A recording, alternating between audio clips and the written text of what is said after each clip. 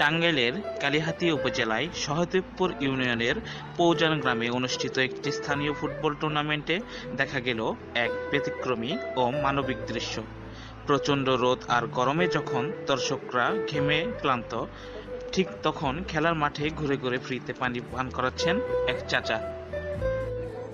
স্থানীয়রা জানান তিনি প্রায়ই এমন মানবিক কাজ করে থাকেন, বিশেষ করে যেখানে গরমের দিনে কোনো আয়োজন থাকে বা মানুষের ভিড় হয়।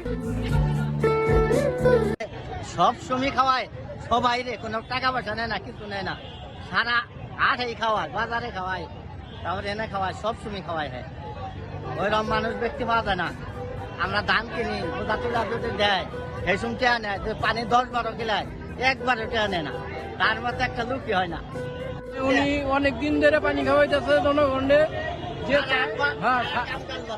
সোমবার বৃহস্পতিবার বা ফুটবল খেলায় মানুষের পানি খাওয়াইতেছে। ওনার জন্য দোয়া করেন আপনারা, খুব ভালো লোক।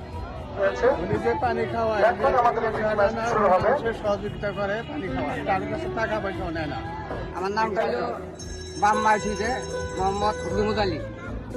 পানিটা খাওয়াই আমি জনগণকে এমনি পানি খাওয়াই, আমি কোনো টাকা পয়সা নেই, জনগণ আমি ভালোবাসি, এই কারণে আমি পানি খাওয়াই।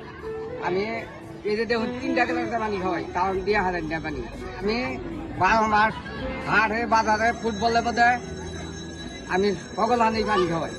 আপনারা জিজ্ঞাসা করে দেখতে পারেন, আমি জনগণ ভালোবাসি, এই কারণে আমি পানি খাওয়াই। যতদিন পয়সা আছি ততদিন আমি জনগণকে আমি